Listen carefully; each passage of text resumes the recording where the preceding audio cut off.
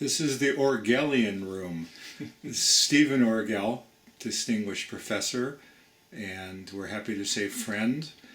He's a collector of books on English literature, English history, and also books that are annotated, and we're going to talk about that. This is his library in Palo Alto. We won't give you the address. Okay, Stephen, what is it you have here? Okay, so this is a school book. This is a 1507 German Virgil bucolics, and it has schoolboy notes in it. And these are, with a magnifying glass and with a great deal of patience, these are actually quite legible. And they're two schoolboys taking notes in class all the way through. And the fascinating thing about this is that the Folger Library has a copy of this same edition with schoolboy notes in it, many fewer, but it's still annotated, and I've compared the two, and many of the notes are the same. They're not, not verbatim, but Virgil was being taught the same way in humanist academies all over Germany. And I see you're going to the top shelf. Are they up there because of size, because of value, or? Oh, because of size. And this is a juvenile. This is a 1495 juvenile that is very heavily annotated with an exceptionally clear hand, and this is a mid-16th century hand, so it's 50 or 60 years after the book was published. And here, and these are quite difficult to read, but that's what they are. They're synonyms that have the same metrical value. You can get right in there. And that's one of the ways you learned about classical poetry. You have any feeling about what it was like to be able to afford to write in the book? Well, you were. I mean, that's interesting because the books are valuable. But that was how you were taught to read. I mean, Erasmus gives you instructions that you read with pen in hand, and you note important points, and you do summaries of what's going on, and to remind yourself and of the point of the book and whatever wisdom you can extract from it. And you were active. It was an active procedure. These are children. This is Lydgate's Fall of Princes, 1553. Oh, look, there we are. In the year of our Lord, in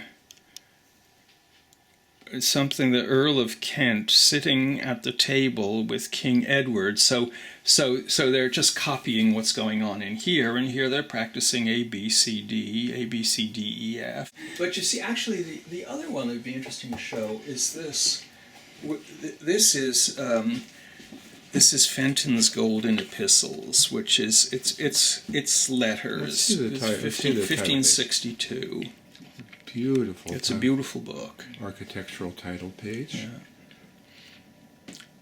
Okay, 1562. All right, and somebody has gone through annotating in exactly the way Erasmus says you should annotate, and these are in English, and it's very difficult to read, but it can be read, and when you decipher it, it's quite disappointing because all he's doing is summarizing exactly what's in here. But this is the way Erasmus says you should do it. You give a running summary so that you can always go back and find what you've learned. It adds to the home atmosphere. Here's part of the library. This is Missy. Missy the shelter dog. What a beautiful little dog. Yeah. That's the noise you hear. Are you having a good time?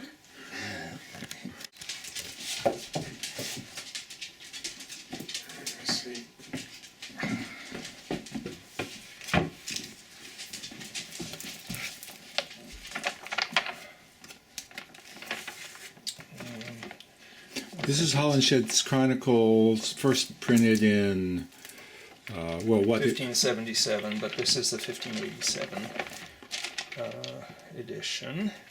And it has been, as you can see, it has been very beautifully embellished with the heraldic shields of all the people who are discussed in the Chronicles.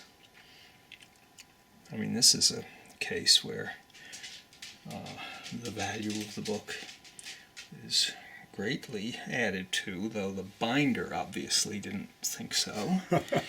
There's a special circle in hell reserved for bookbinders. For binders, yeah. Now, then, the other interesting thing about this, there it is, that he's cut some of them out. See, there was obviously one of these there. And he cut it out because he liked it so much. Either that, or he didn't like the family's history. Or he didn't like the family history. But there are a lot of them that are cut out. I think he's got a scrapbook.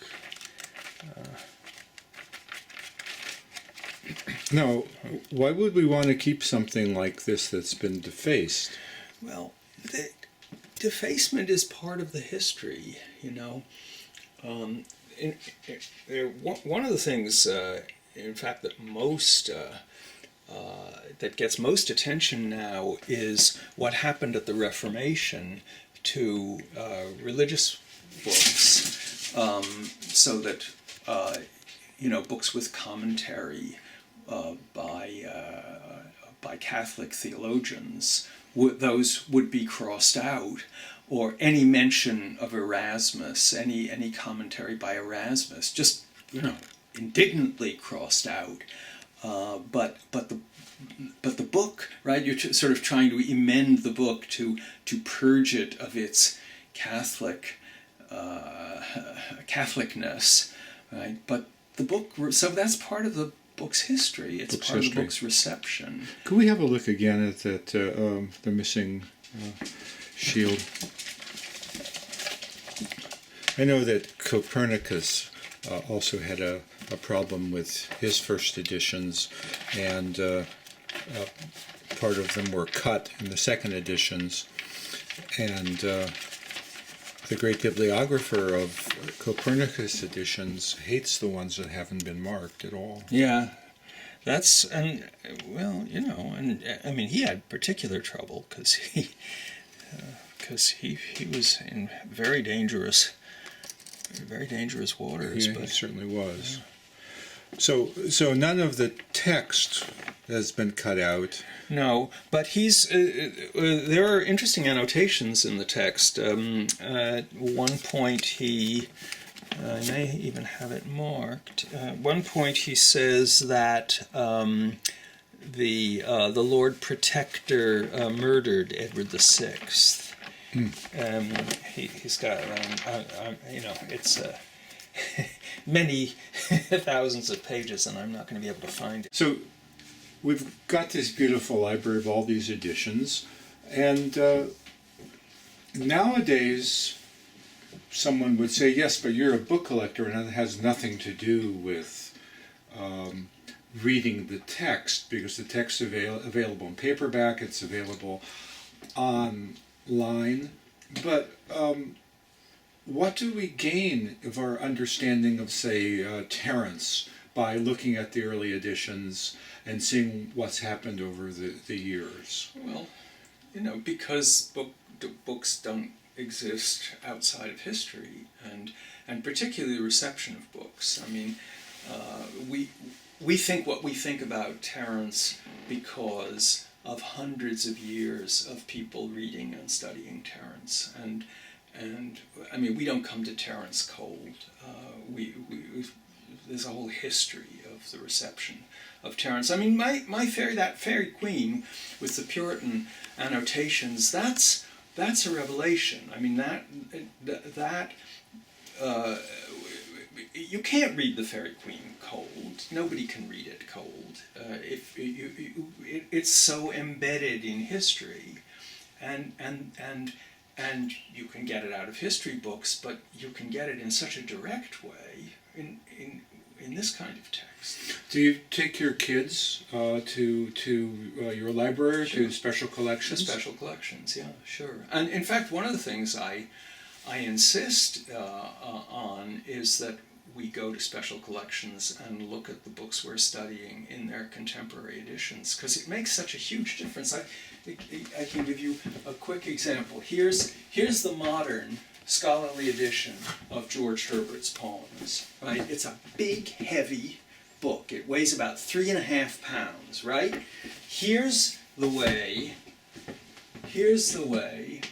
Herbert was read in 1633, right? That's a first edition of Herbert's Temple, right? Look at the difference. It's so interesting. You know, I mean, this you could carry around with you in your pocket, and you know, you could muse on it any time, right? And it didn't have such a great stature at the time. well, it was enormously popular. I mean, it was a greatly admired book, but it also didn't have tons and tons of commentary, right? Which in between you and your response to this. It makes a bit of difference, though, when we see that poetry like this was published in little octavos or 16mo editions at the time. And so they were portable, of course, but their stature didn't warrant, in a lot of ways, a big folio-sized edition. I know that the Fairy Queen came out first in quarto, and then it was done in folio. Yeah, it was done in folio after his death. Yeah, no, I mean that's a step up, and you know, Donne was first published in quarto and then in octavo. I mean, there's a great deal of how you want to receive it. The most interesting one is Marvell, right? Marvell wrote very little poetry. Marvell is published in folio. I mean, this makes no sense. Publishing Marvell in 1681 like that. In this large, Yeah, I mean that's saying Marvell is a classic poet. in France, it would have been sponsored by Richelieu or someone who'd paid for it. Well, this was sponsored by his. The woman who claimed she was his wife. There you go. But you know, it's a gorgeous book. It is important for students to understand how a work appeared in its own time. Yeah. If we just get a paperback, it's not going to help. If we get a digital copy, it's really not going to help. So this is... That's true. In fact, that's something that digital copies that lose completely is the heft of the book, just the physical size of the book. Could you carry it around with you? Was it a book for the library? The spread of the classics in Aldine editions in Venice was made possible by little paperbacks you could take and carry. And that was specifically so that you could carry them around. Yeah. And then other printers had them immediately, and off you went. Yeah. I don't think it's a great idea to separate literary history from the text, even though the text is immortal and may live forever. I think that it's got to be understood as part of its time. Not only that, but how it goes through time. Absolutely. So you could, if it were possible, get every edition of Lycidas ever printed. Mm-hmm. And you probably would if they were all...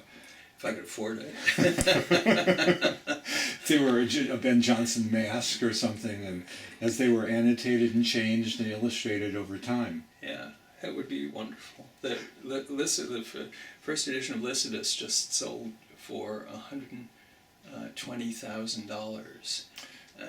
It's a shame. It's just such a little book. Yeah.